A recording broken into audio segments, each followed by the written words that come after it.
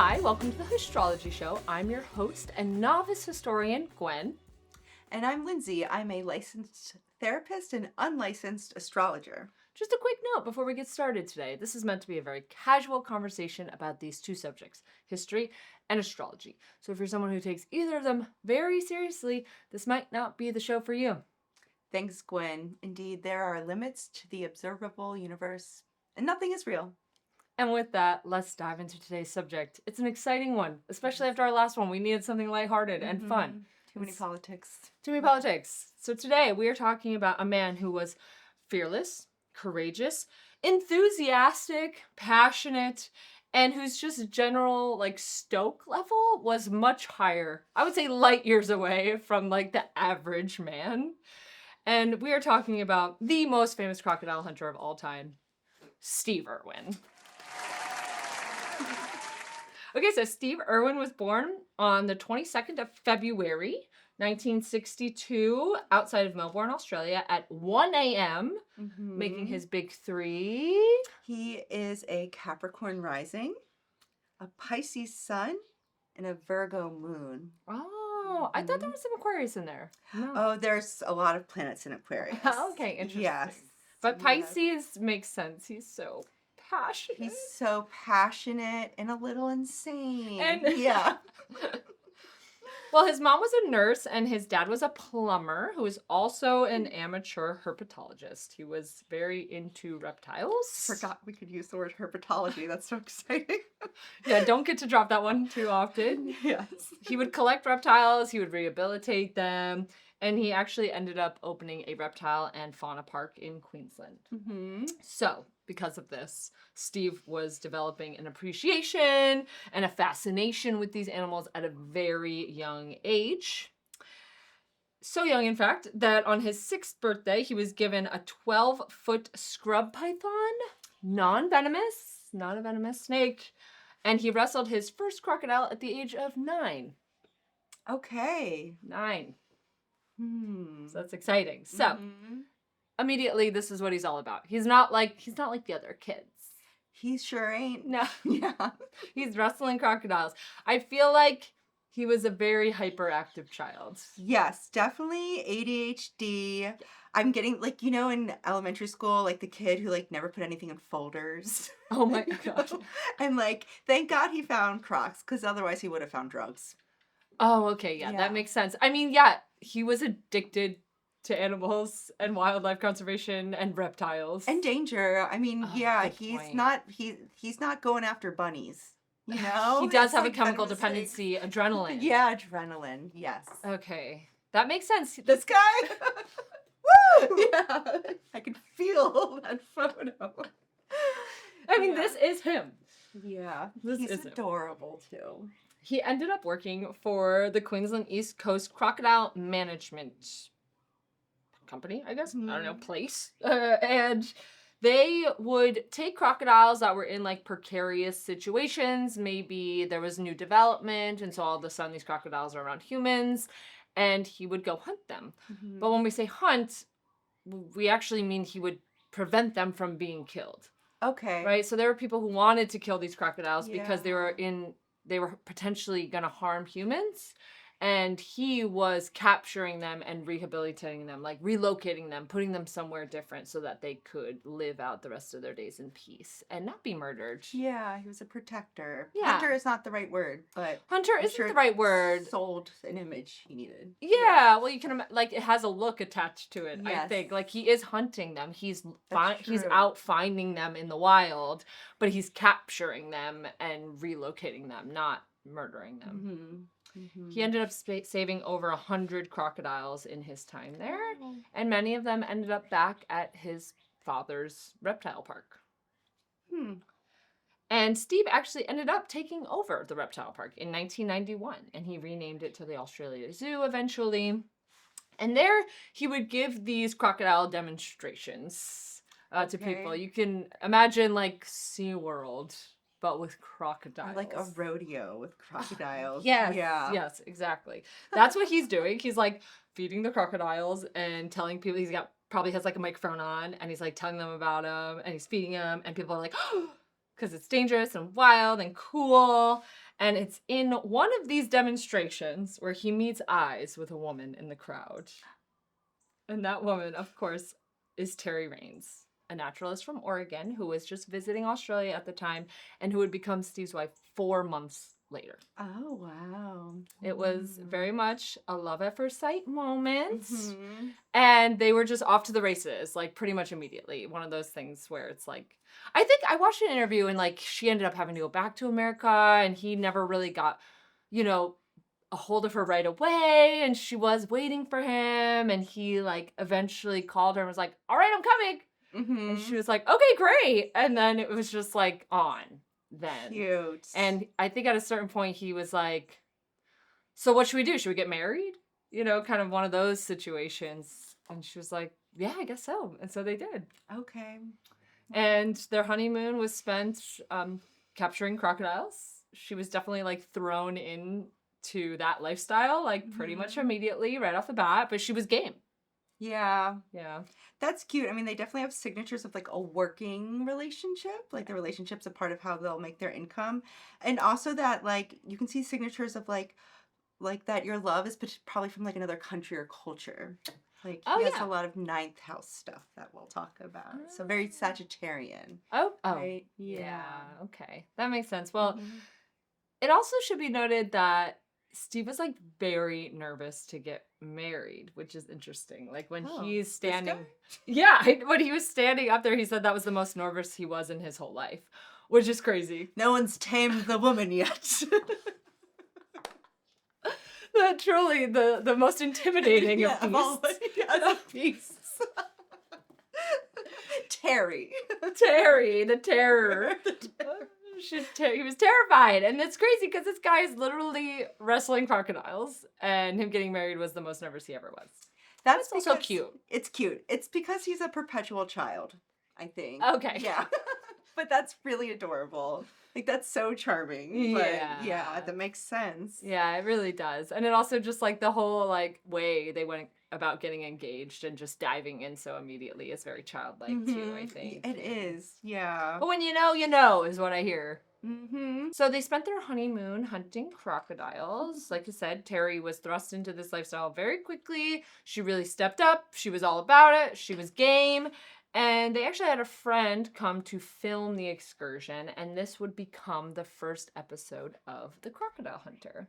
The Crocodile Hunter is what made Steve world famous. It was a huge hit on Animal Planet all around the world. I think they had like 500 million viewers or something. It was just a huge phenomenon for several reasons. One, the content is very exciting. He's going and finding wildlife and picking it up and showing it to people on the camera, and it's very exciting, and there's drama, but it's also just Steve himself. Like, he's so entertaining and charismatic. Yes. And adorable. And above all that, he has like a very iconic look. Yes, the mullet is so significant here. The blonde mullet, the khaki button-down shirt, the khaki shorts, the boots. Like, when you wear the same outfit all the time, you're more memorable. Yeah, you're like a cartoon, like a comic book character. Yes. Yeah. And he had the personality to back it up. Yeah. He had a catchphrase that he became known for, and it also potentially like made like the trope of the Australian person.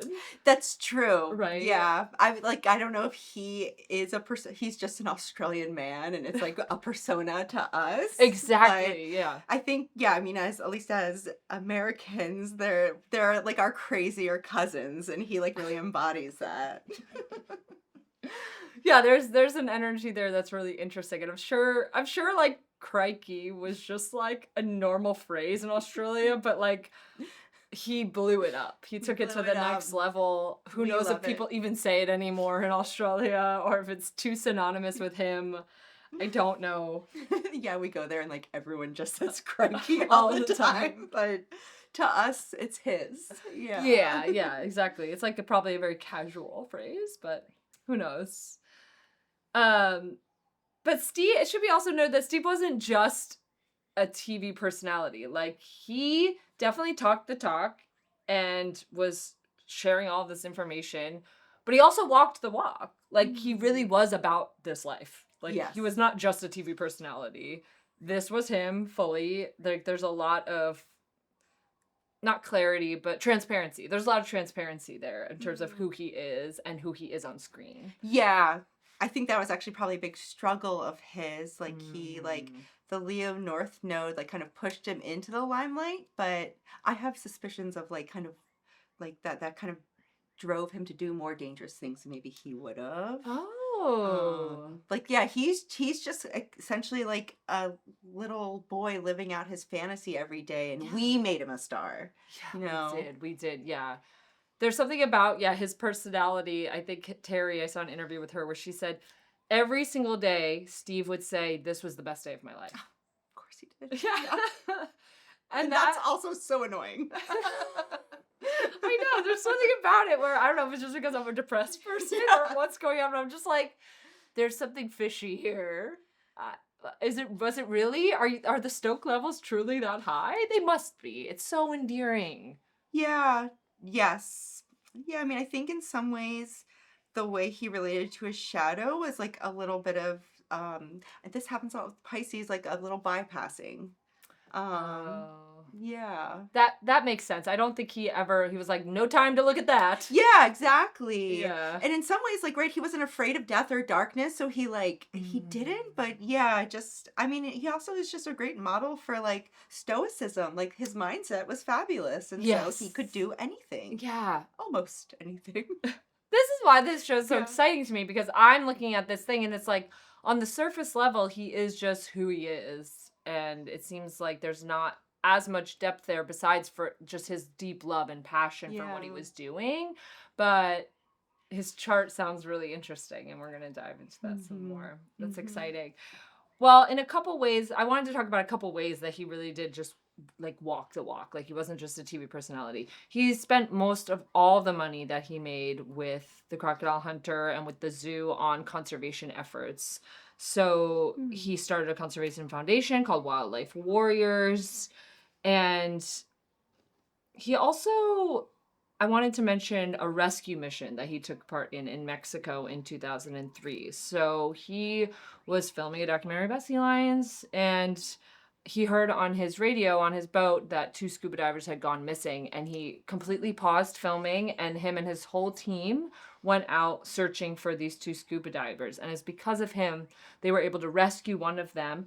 And he had called in an airplane or helicopter, I'm not sure, but they were able to find the second body.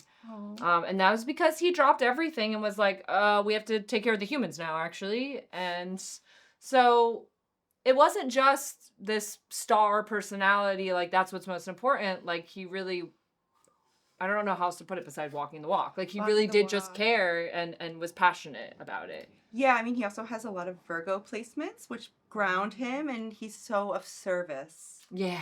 Yeah. Yeah, that's it. That's cool. Yeah. So Steve and Terri would have 2 children together, and they would also be raised in the spotlight. The kids and Terri are both still heavily involved in animal and wildlife conservation today. Steve did face a little bit of controversy when his son was 1 month old. He was holding him and he was feeding a crocodile at the same time, and people were kind of freaked out by that. It was related to the whole Michael Jackson balcony incident. Okay, yeah. Maybe those were happening around the same time. I'm not quite sure, but people were nervous about it, and they felt like he was putting his son in danger. Him and Terri had to speak out. There was never any, like, child abuse lawsuits or anything like that, but he did have to speak out about it and, like, say, no, I was fully, in charge of the situation. I was totally in control, and they had to speak about it publicly. It did end up leading to a new law being made, a crocodile handling law. Yeah. So children were not going to be allowed in crocodile enclosures anymore after that. Okay. That was like his one bit of controversy. I'm sure there's other controversy just about like his methods of spreading awareness about wildlife and animals. Yeah. I think people who are passionate about animals, we talked about this with Betty White. Like, everybody's going to think that there's a right way to do it and a wrong way to do it. We moralize them so much and project so much on them. Yeah. Yeah. So I think that there's probably a few more controversies in there, like zoos on their own are controversial. Zoos, yeah, like I mean, he definitely was a bother to them. Yeah, we know that. Like, but but that was his method of like that's how getting we people learned. excited about Yeah. these things. Yeah. Like wildlife documentaries before that were shot on a very long lens from very far away, and his style was getting his hands on them and showing them. And it's particularly interesting and important because these are animals that are oftentimes seen as very scary and intimidating, and we're afraid of them naturally a lot of the times, and he invoked this curiosity and this excitement that maybe a lot of people wouldn't naturally have towards a snake or a lizard or cold-blooded things. Yeah, that's so true. There's a lot of cold-blooded stigma he busted. Yeah, he busted it because his hands were on them, because he was Yeah. touching them, not because he was filming them from far away and being like, wow, look at how cool that is, but it's because he's going and picking them up. So he's like, see, I'm not afraid of what's happening here. These animals are cool. They're beautiful. It's amazing. And I don't know if it would have had the same impact if he had been doing it the same way other nature documentaries were being made. Yeah. Who's the guy? The British guy? Attenborough? Attenborough. He's the people's Attenborough. Yeah, he's the people's Attenborough. And actually, Attenborough spoke when he received a Lifetime Achievement Award, and Terri presented the award to him, and this was shortly after Steve had died. And Attenborough spoke very highly of Steve in his acceptance speech and just talked about how he really changed the conservation world and was able to share a lot.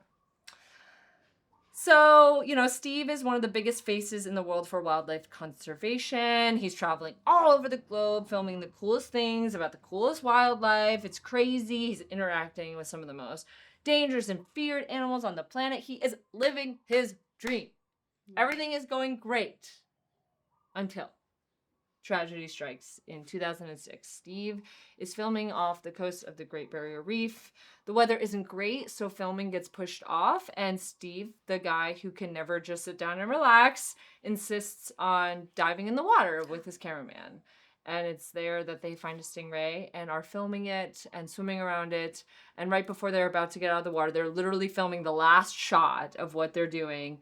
The stingray goes under Steve and punctures his chest cavity with his stingray. And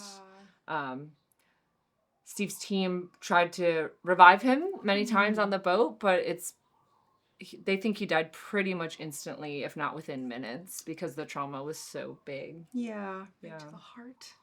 Pretty much right to the heart. Yeah. It's a really sad ending to such a cool life. I mean, on one hand, it's like, what did we expect? And he died doing what he loved, and that's fine. Find what you love and let it kill you, as they say. Let it kill you. But it was also just like, it was a big blow to the community that he had built around the world and the people that really admired him, and it was a very sad day, I think, for a lot of people. And it was very shocking because he had spent so much time with these very dangerous animals. Yeah, that actually is a pretty unlikely, that's like kind of a freak accident. It was a freak Stingrays don't like, go after people. Right, they're pretty much like a peaceful animal. So for that to happen, it was... And then right in the heart, that's just wild. Right, it's also the placement, exactly. Like, to die within minutes of that happening. It's not, if it had gotten his leg, he would still be around, or whatever. Mm-hmm. So his death was a huge shock and a huge loss to so many people that he inspired around the world. But his legacy lives on today. Mm-hmm. He inspired many, many people. And that was what brings us to our next segment, which is pretty exciting because this is the first episode that we've decided to bring on a guest. Mm-hmm. We're bringing on our local Steve Irwin expert. Mm-hmm. She's obsessed. She loves reptiles. We have a few other guests joining her, too. And so, at this moment, we would love to welcome our dear friend, Katie Lynn. Thanks, guys. We have this seat for you. Hey. Does he need a chair? He needs a napkin because he ate a lot of mangoes. Actually, this is a she. A she. We hope. We hope. Oh, how do you tell? So, Let's start with the tortoise genitals, shall we? When they get old enough, the shape of their shell. I mean, you're a sulcata expert as well, but it usually has to do with tail length. And I love that this is my introduction, not my name. I mean, It's I not gotta know. important. Yeah, you're an expert. The female's tail are shorter, male's is longer. Okay. We also know that there's certain shapes of the shell. The female's shell is very flat on the bottom.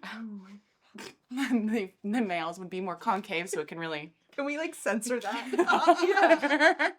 get up there. He needs a little. You need to hold him, her, up to the camera.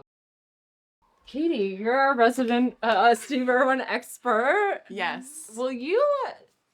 Well, first of all, I saw that you were reading Terry's book, My Steve. So I feel like you have some insight about their relationship in life. But I also want to hear just like we landed on his legacy. Mm-hmm. Like you're somebody who was very impacted by this human. Can you tell us about that? Yeah, I guess we'll start with the worst part first, so then we can go to all the happy parts. Yeah.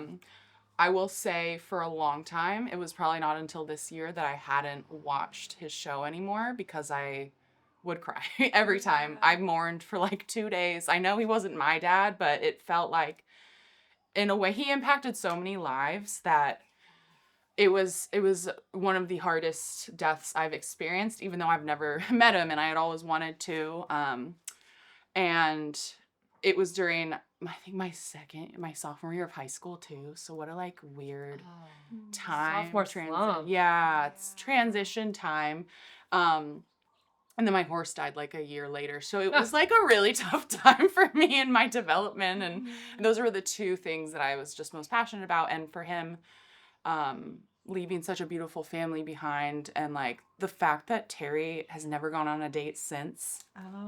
My heart. Like that is so beautiful. In her book, she just talks about how amazing their connection is. It's such a fascinating relationship too. Like they're perfect for each other. Like she writes it so like matter of fact too, which is probably why they work so well together. There's definitely like a beautiful like neurodivergent love story that we can all be inspired by. But she literally just talked about how she had a pet mountain lion that she had rescued in Oregon. And she just had a mountain lion, and that was super dangerous. And even one of the first chapters, she's explaining how her life started out and like why it was obviously such a good match, was that she was in her mountain lion's enclosure one day and she like turned her back, and the mountain lion literally pounced on her, had her head in her mouth. And thank God her dog was with her, but she was just like, yeah, it's just a part of, like, no, this isn't safe. Like, but that's why it, like, worked for them, right? Like, wow. Yes, you need to date at the level of danger. Match the freak. No, They're matching each other's match freak. the freak. Freak matched freak. And I have goosebumps. I have goosebumps thinking about this because the way they fell in love was he asked what her favorite animal is. And she said a mountain lion. And he was like, why? She's like, well, it's because it's the apex predator. He's like, that's why I love crocodiles, It's just like they had that immediate love story. She said she would just observe him constantly. Like he had a magical intuition where he'd like wake up at 6 a.m. and be like, I know where the snakes are. And then just they would find the snakes. Yeah. It would just be like. The visionary Pisces. The visionary Pisces and like he could communicate between realms and worlds. Wow. It makes sense. Like, and I think it looks insane to us, and yet also he's just like accessing a dimension many of us don't get to. Right. Yeah, unless you're also an animal communicator of sorts. Yeah. And call us. Yeah. No, I think what he did for people, the millennials, I mean, still, he's inspiring people to stay in touch with that silly side. You literally watched him like jump onto the floor. To, my God. Like picking up poo and I watched pulling a couple it apart. episodes, and there was one where he was like, there's snakes over there. And he like ran so fast and then like barrel rolled over a fence and just like the way he flung his body over and then just did not land gracefully. It, like just fell on the ground. And then he got up and he was like, whoa. Okay. And he just was off again. I was like, I'm a very cautious person. Yeah. I'm not throwing my body around like that, but I was like, that's something to admire Yeah. and aspire to in some ways. Absolutely. He had no shame. And how cool. Yeah, no Yeah. cringe. No. Just No. crikey. Just crikey. Oh, It's so true. Yeah. And, you know, the way he treated his family was just so precious too. Like, he was an amazing father. And yeah, that little hiccup with the baby in a crock pit situation didn't look great, but we know how much he like truly cared about his family. Like it very much showed. And that's just how much comfort he had. Yeah, it wasn't very like confident. risky to him. Yeah, right. Totally. And yeah, he It was grew very up with calculated. it. Yeah, Absolutely. He grew up. I'm sure you guys already spoke about that, but like his dad taught him like every animal we see in the road, even if it's a dead animal, we move it to the side so that if other animals want to come and eat it, then they can without getting hit. So I do the same thing. I got into a fight with my dad as an adult because he wouldn't stop for this tortoise because he was driving, and I had my moment. A tortoise where, of all things.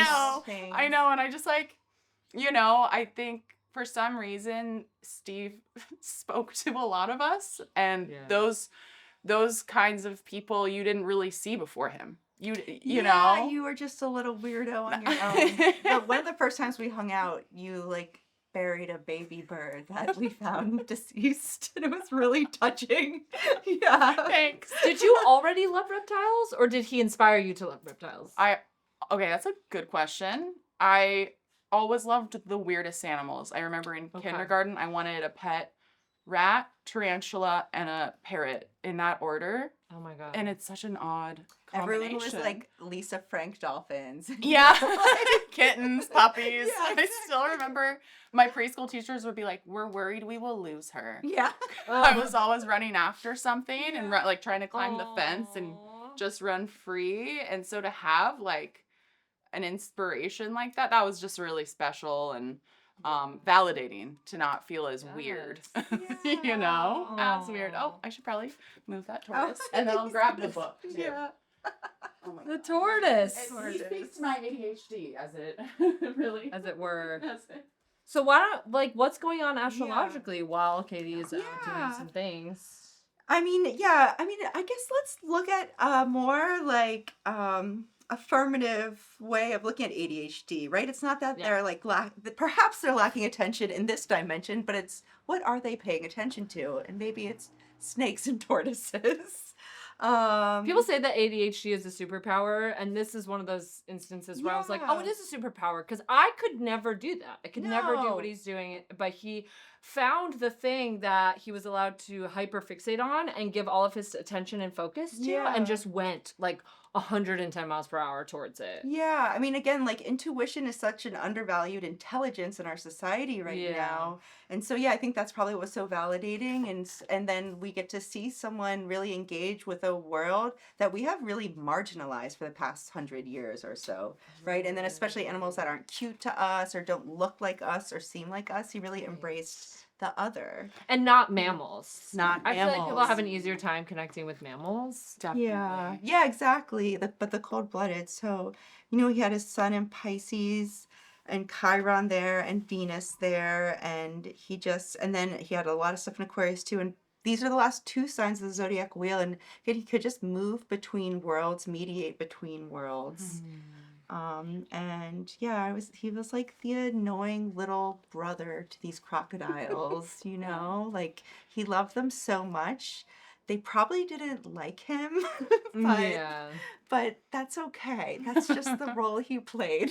And he saved them. Like he helped protect them. Exactly. They were not, a lot of these animals weren't considered protectable. They were more valuable as belts or shoes. And the consciousness has really shifted. And he really impacted the generations after him to think about animals in a very different way, especially the ugly ones. Absolutely. No offense. No, I know. I mean, I personally, like Crocs aren't my number one passion, but they're still so amazing. And like, I remember Terri did write in her book about him, such an emotional, there's things inside, but there it is. We're gonna there's the show photo. you. Oh, the photo on the back is so cute. No, there's some great pictures inside too.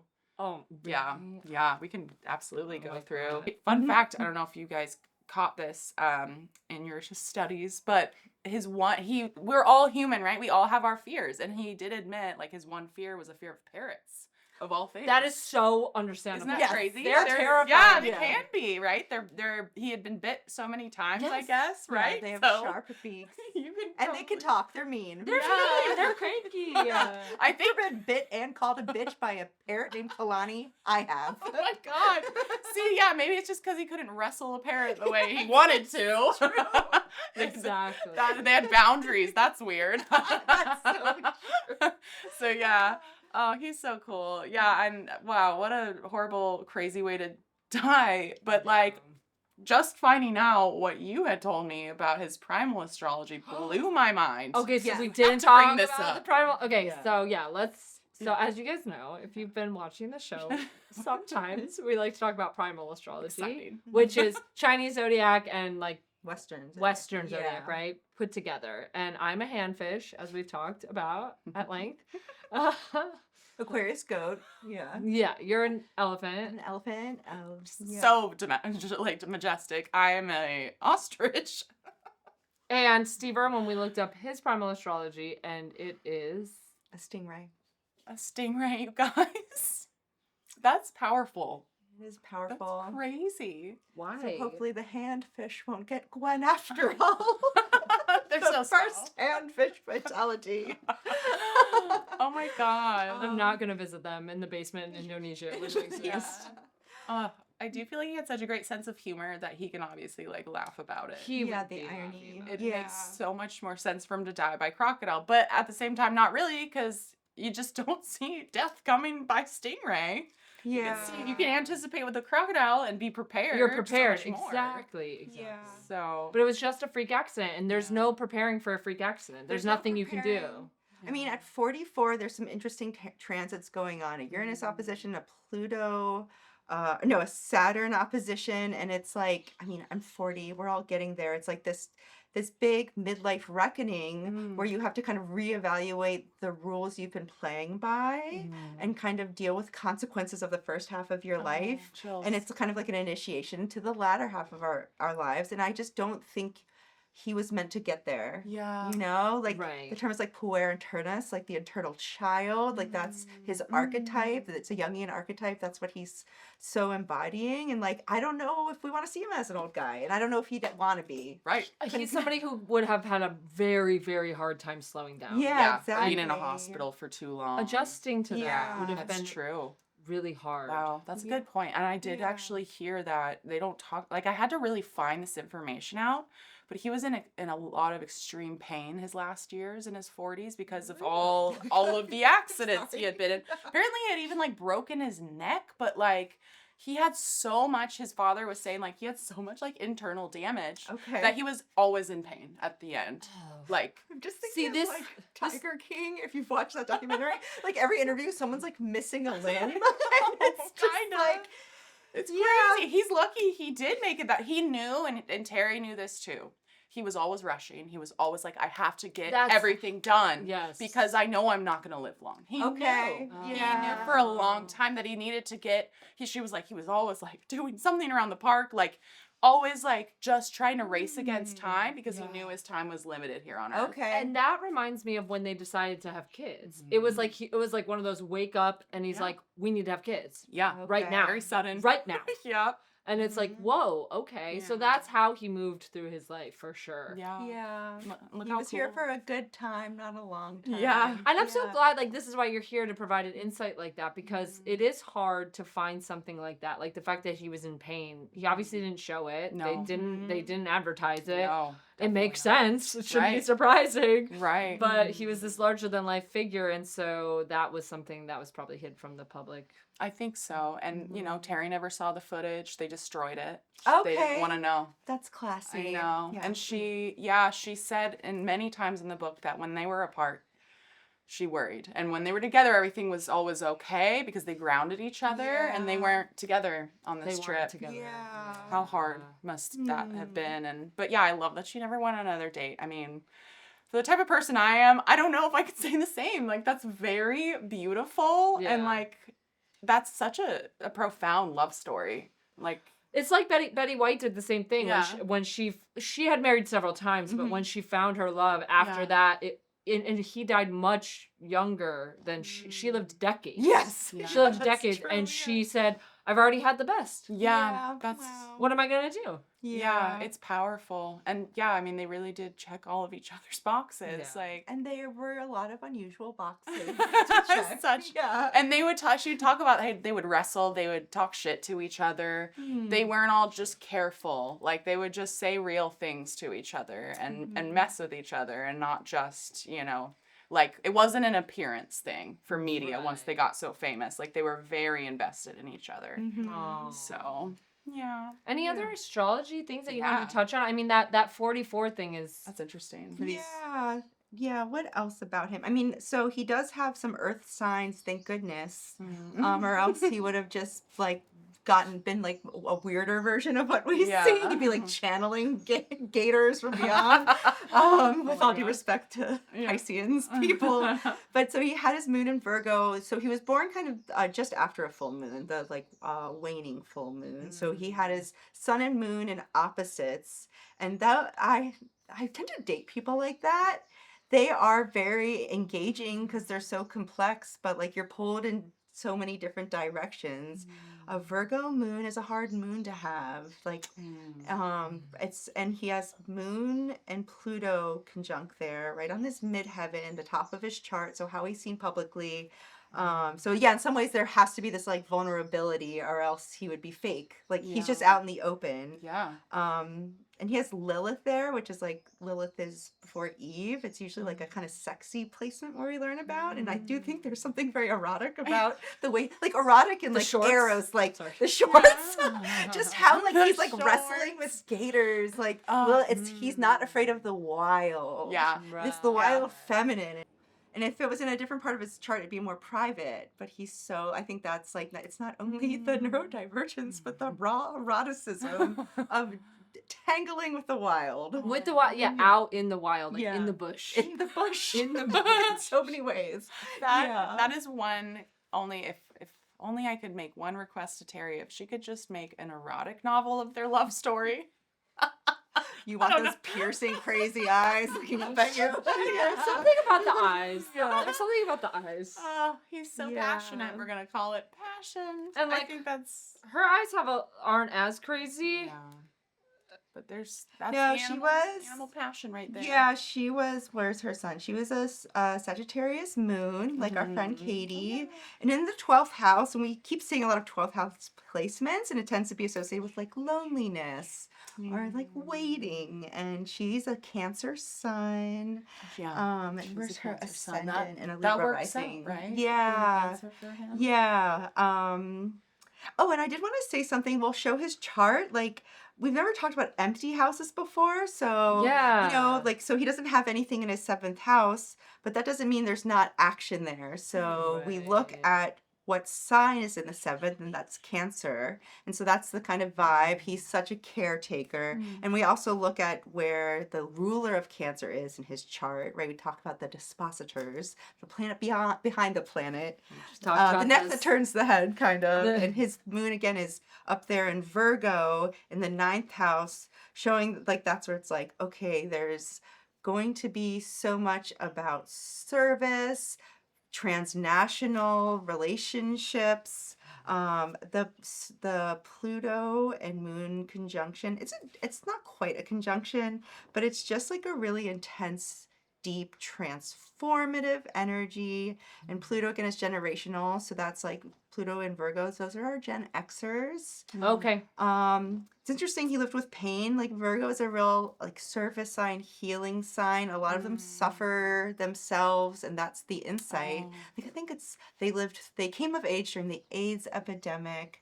If you know a Gen Xer, we kind of forget about them. The poor Gen Xers. They have big feelings though. But they have big feelings, but they don't, and I guess Virgo moons, like they aren't going to tell you them. They're No. going to act on them. Yeah.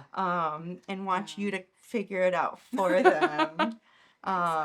So yeah, in some ways, like whatever his actual emotions were probably like diffused into his relationships around him, and again this like Piscean kind of really like not even transpersonal, trans animal type of relationship. Yeah. He handled loss very, I mean, probably not surprising to you. He lost his mother very abruptly in a car accident. And the way he handled it was he disappeared into the bush for a while. But Terri knew. Terri knew he was going to be gone for a while. Yeah. The one thing that I thought was so beautiful and it almost made me cry is that the mom and the dog that was in the car died on impact.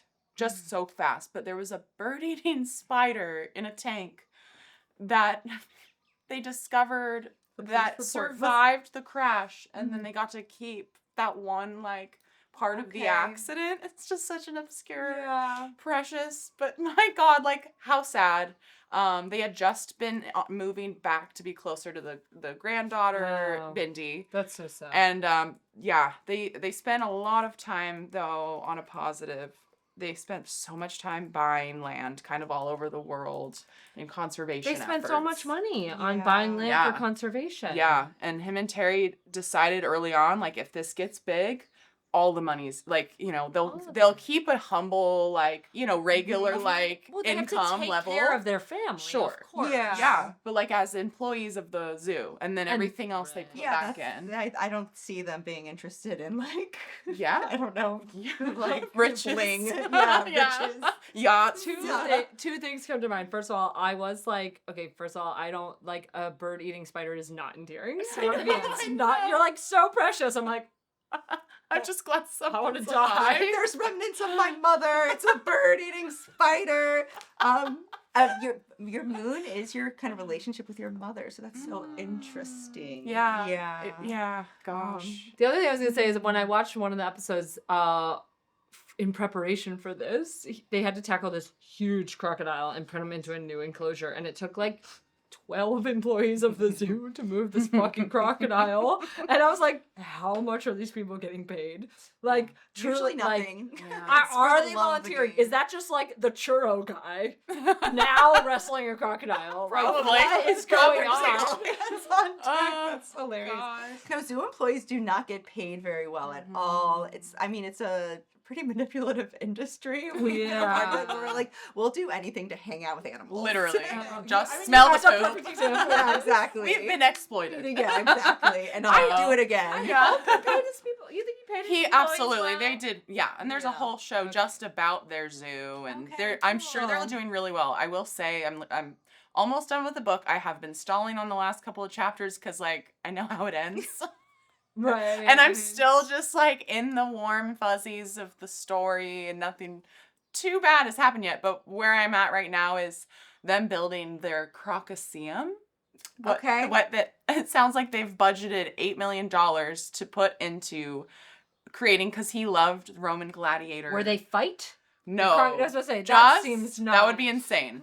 He just loved gladiator stuff for some reason. He was very passionate about a lot of things. He was a surfer. He was a big fighter. I was about to say, he was big into sports. Yeah. Athletic man. Thank God he could move his body and get it all out of his head. Yeah, and a lot of second house placements, the house of the body. It's ruled by Taurus, and he's got a real embodied experience, and that's how he's gonna make his money usually. But they made a movie and they promoted it very well. They rode an elephant on the red carpet for the premiere. Of course they did.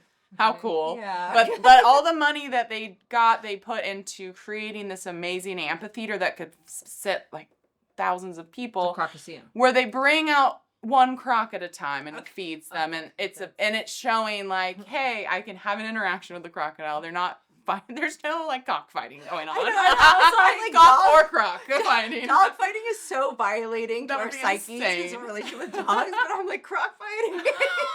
My big No, I'm not. Maybe You're not it's endorsing cool. cockfighting. It would go like a hard left against his image. It would be Yeah, insane. It would be yeah. everything he stood Right. for, and Yeah. then flip it. Yeah, exactly. Yeah. He loved the animals pretty intensely, and even Jeff Corwin, who I also loved growing up, like he had his opinions about like the methods, and a lot of people who are maybe a little bit less, a little more conservative. yeah, exactly. Yeah. But we don't. Yeah. Overall, I think it was a net good. Yeah. Like, I do think that you could say, well, these animals don't want to be picked up and bothered. Yeah. They just want to live their lives. Mm-hmm. However, like I said, I think that because they're reptiles and cold-blooded, he did a lot for changing the mindset by getting his hands on them. Yeah, exactly. And what the fuck else was he going to do? I know, right? Let him use his powers for good. Exactly. Right, and that animal having that, like, 10-second to 10-minute interaction and then them going on and living their lives is maybe better than like 10,000 people murdering snakes and lizards because they're afraid. Yes, totally. Right. Yeah. Sure. I mean, animals also don't create like narratives around their pain or stress like we do. Yeah. So it's something like living in Hawaii, there's so many, they make more and more regulations each year about how to like swim with the dolphins, but like we don't need to codepend with animals. They also, they'll tell you. That's true. So, in some ways, some conservation is so patronizing and they still kind of make money off of these animals. In some ways, they aren't unlike zoos. That's a whole other conversation. Yeah. But he was just so engaged with them on an equal level, like very egalitarian. Definitely. Yeah. I remember they did a whole episode in my hometown in Escondido, which is near the Wild Animal Park, like the main zoo in San Diego. There's two. There's a safari park now, and then there's the one in the main city. But he came to my town in Escondido, which, God, I would have loved to find him. I was looking. But his whole episode was on the western diamondback rattlesnake, And it's like, people kill them. But I even remember my dad and I finding one, and we just, like, moved it. So, like, those little things, like, I mean, they mostly don't want to bother you. They don't. Right? They want to be left alone. Only when provoked or confused, right? Yeah. We've also done so much damage to their environments, which I saw. I was watching his show for the first time. It's nuts. But, like, he's also talking about the environmental impact and how that also changes animal behavior. Right. Like, we see that now, like, where I grew up on the East Coast, like, there are a lot of angry sharks because that's not the waters they want to be in. Totally. And there's way more shark attacks there than here. Right. So, we just... Yeah, we damage them by doing other things entirely. Without any regard to them and their well-being. So yeah, it's so funny the way we moralize animals, right? We're like, we will like eat meat and then we're like, that's unethical to have a sheepskin rug, or he shouldn't be bothering the snakes, and it's like, there's something to embrace about the circle of life. Totally. And we don't have a choice in it. Yeah. And we're active participants in this environment as well. Yeah. Like, we're humans. Like, we're animals too. Like I said, we do way worse things without even trying to. Yes, animals. Exactly. So, like, why not have a relationship with wild animals? Mm-hmm. And we can talk about whether or not it's appropriate if we're harming them, but I don't know. It just seems like, again, we're putting ourselves on a moral high ground as well, as if we are not an active participant in the environment and nature. Yeah. Like, we're not that far removed from it. So yeah, exactly. Even, I mean, having animals, especially if you have predators, it involves other animals dying. Yeah. Within your care. Right? That's Earth School. Like, that's Earth School. Yeah. I will say at least one of the most profound things for me that I actually just saw again recently, and it's worth looking up. This is one of my favorite animals, is an orangutan. So it's like fun to see him work. He he wasn't biased, right? He had love for all of them, even parrots from afar. From afar. But he spent time on an island for rehabilitated orangutans. And they all warned him to steer clear of this mother and baby. I have chills thinking about it because he was like, you know what? I'm not going to listen to them.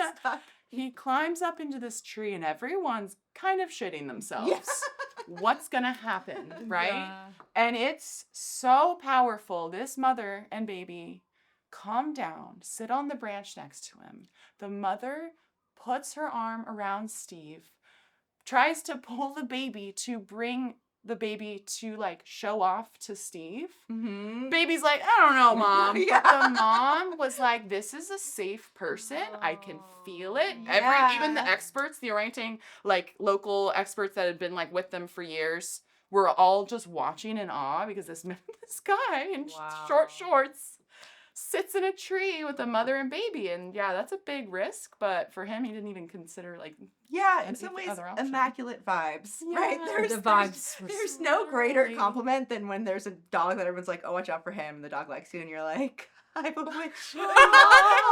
Exactly. I've won with the animals. Yeah, It yeah. is such a rush. Yeah, and yeah, he has Neptune and Scorpio in its 11th, right? Mm. And so he just probably was somewhat of a communicator and intuitive. Yeah. Just probably wouldn't use that branding, but you kind of have to be to work with animals, and Yeah. we all can do it. You just have to kind of minimize your ego and like almost humble yourself, right? Because we have been raised since like Christian times to think we are the top of the great chain of being, and it's a circle. Yeah. Yeah. It's abusive. It's a cycle. Yeah. Totally. I spent, just full disclosure, I spent about an hour before coming here looking for chameleons in the forest at my house because I thought it'd be cool. But again, like, I do think we have We'll cut have our footage on that.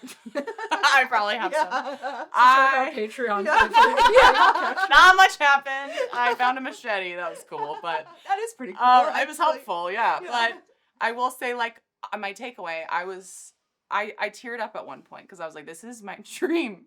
It's simple. All I ever wanted to do was live in Hawaii and like teach kids art and like look for lizards. And that's why I moved to Hawaii. I wanted to find geckos and turtles and all these things around me without having to like, like collect a whole like menagerie at home. I just wanted to be surrounded by them. Yeah. Like symbiotic instead be of amongst them.